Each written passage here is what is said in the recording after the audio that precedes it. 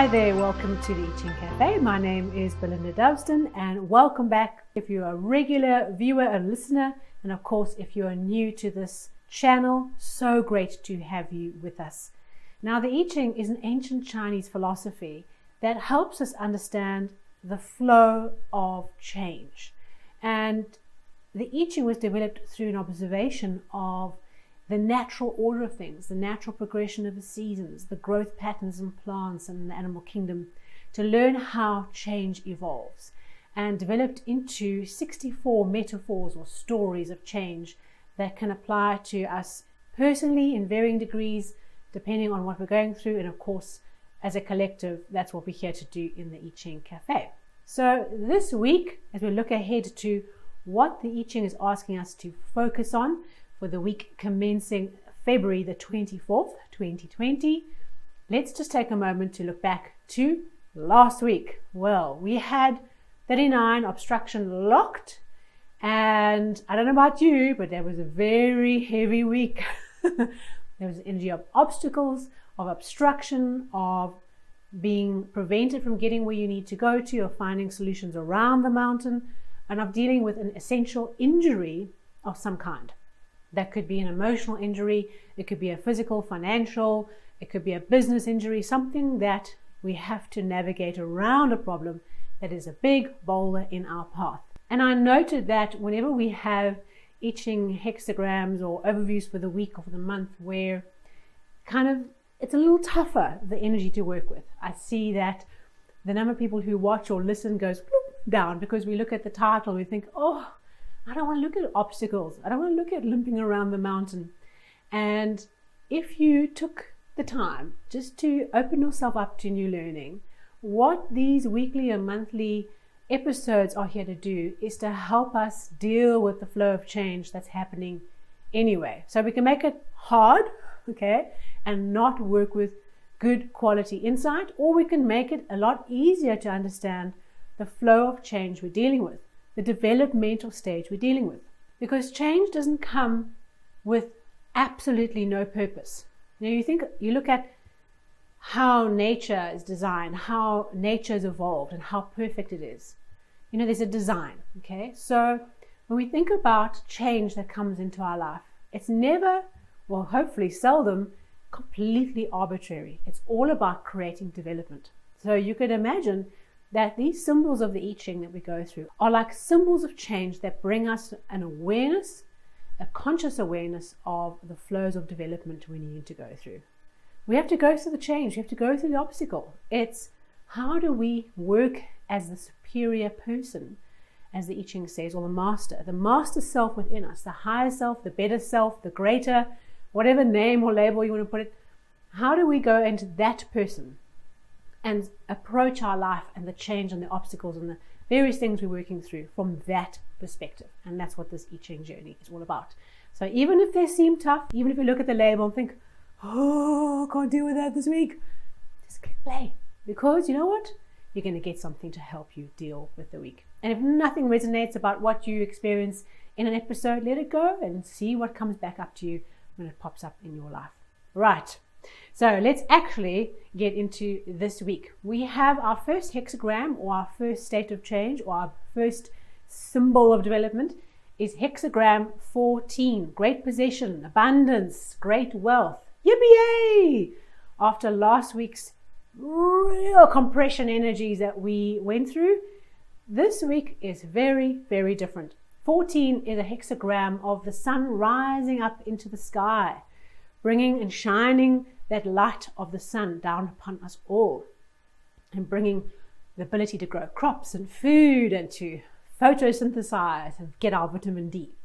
So this week, a key part of our focus is focusing on an opportunity to tap into wealth. Now for you, this might be in your business, literally an opportunity to take on a project that brings a huge amount of abundance to you, maybe later, but the connection is made this week. Perhaps wealth is about discovering your hidden talents or hidden things within you that allows you to tap into abundance. And of course, abundance can apply to many different aspects of our life. And this particular hexagram is indeed such a hexagram. It talks about once we have accumulated wealth and greatness, that greatness, as we climb up the ladder, we become an example to others. And we can use what we've learned, and we can use our wealth to help the people below us come up the ladder. So it's not about just diving into a swimming pool of gold coins. This is about what can we do because we've tapped into an abundant opportunity. Now, this week we have 2 changing lines. Our first changing line is in the 3rd position, and this changing line says, this is the moment of truth. Okay, this is the crunch time. Throw everything behind what you're trying to do. Throw everything, your focus, your attention, your diligence, your love, your commitment. Throw it all into this thing that you're trying to bring about that can really help other people.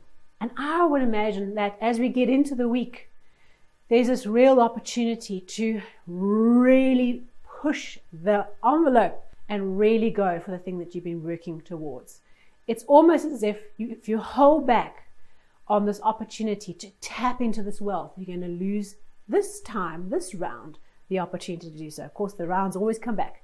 But in this round, there's this thing, and in order to unlock it, in order to tap into the wealth and the abundance that's there for us, we have to give it horns.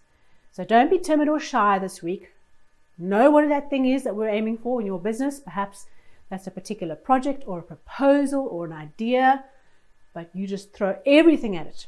Stop your Netflix binging for 1 week. You will recover. You'll be okay. Put down those things that are unnecessary for this week and just throw everything at it. Okay. And then our second changing line is in the 6th position, right at the top. And this is a beautiful changing line. And it says those who have been committed, who've been focused on creating something that's valuable for other people, where you've put in your trust and you've put in your effort and your love and your care, where you've done that and you've been in your truth and your integrity, where you've just been in your best self, the door's going to go book. Okay. And we are showered with blessings. And I really hope for all of us this week that we have been working hard, that we have been putting in the diligent effort to be in our truth, to be authentic, to be honest, to be in integrity, to be in who we are. Do you, okay, not someone else. That if we've done that this week, there is something magical that brings a blessing to us. Perhaps when you least expect it, boom, out there it pops. And I'm expecting that if it happens for you, that you'll let us know somehow across the various platforms how that happened for you, even if you speak in code. That's okay. All right, the outcome for our week, our second hexagram, or what this flow of change is evolving into, is 54, marrying Maiden. Yes, we seem to be having her a lot these days, which tells me that we are really going through big cycles of change. We're being pushed. Maybe we're kicking and screaming. Maybe we're running for it and going woohoo. But we are being pushed towards big cycles of change. Change has chosen us. We haven't chosen it. And we are going through the marriage, through the ceremony of being drawn into something new. Even though it feels like perhaps we're going in the complete opposite direction to what we thought, change has chosen, fate has chosen, not you.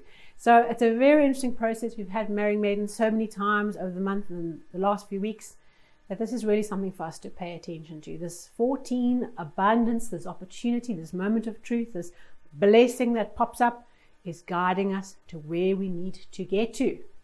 Getting us what we need, not necessarily what we want. Okay. And sometimes that's quite hard to reconcile. Interesting week. Now, if you've not yet done so, please go along and follow the link below to go and get your question into our February competition. And there's a couple of days left before we close that off. And then in the middle of March, I'll do a video for the winning question. And so get that in there. And of course, the minute we roll into March, we'll then have a March giveaway live for the next round. And of course, subscribe, hit the bell so you get the notifications. I really appreciate that. And likes, comments, shares, please. It'd be great if you can support us by sharing on anything that you find useful to those you care about. whether it's your business, your personal life. It applies in so many different ways for this week, and of course every time we do a video. I'm going to see you next at our monthly overview because surprise, surprise, yes, shock horror, it is March next week. And of course, in advance, happy leap year day on the 29th of February. Do something unusual and quirky and put that into your memory bank. Thanks so much and see you soon.